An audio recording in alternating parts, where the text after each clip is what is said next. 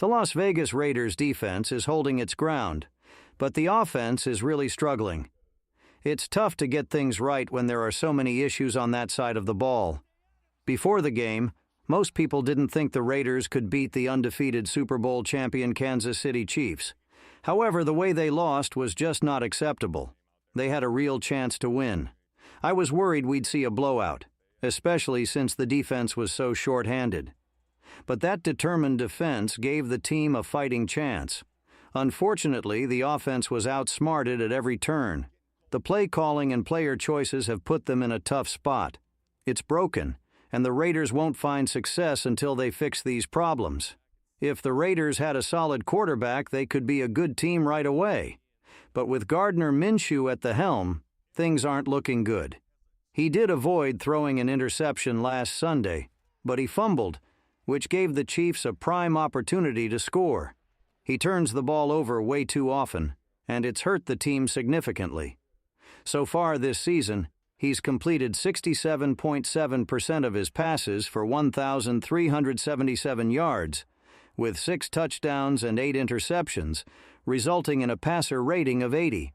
While all quarterbacks struggle under pressure, Minshew has been particularly weak, ranking 31st in the NFL with a quarterback rating of 67.5 when pressured.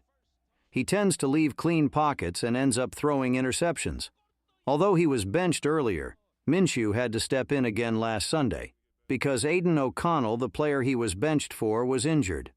Recently acquired Desmond Ridder might not be ready to play until after the bye week, but the Raiders should look for someone else to start instead of Minshew.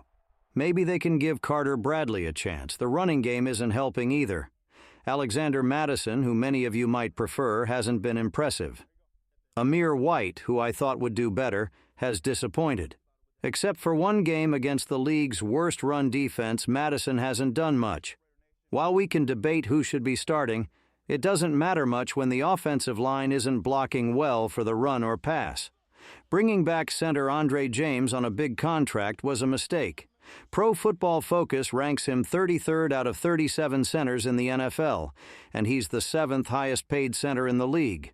He didn't perform well last year either. How did he end up with such a big contract? What's going on with Tom Telesco? Head coach Antonio Pierce wants to focus on running the ball, but Telesco signed a center who isn't good at run blocking.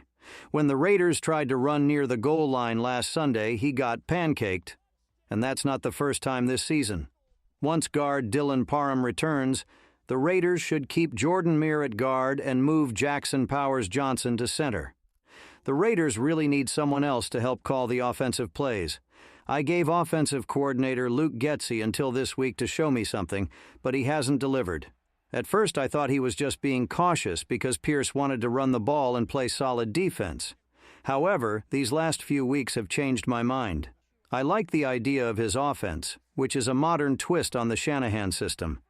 The big issue with Getsy is knowing when to call the right plays. Take the game against the Los Angeles Rams. The running game was finally working, but when the Raiders got near the goal line, they threw the ball 3 times in a row and got stopped. Keep in mind, this was against the NFL's worst run defense. Then last Sunday, when the running game was clearly struggling, the Raiders decided to run the ball 3 times in a row near the goal line. They just got the ball back in Chiefs territory, thanks to the defense. Many people think the best play callers are incredibly creative, but that's not always true. The best play callers know what their offense does well, especially at that moment. Pierce, Getsy, and whoever else is involved need to understand the team's true identity. Pierce wants the Raiders to be a running team, but what you want isn't necessarily what you are. Your identity comes from what you do well. From what I've seen, the Raiders are a tight end-centric team.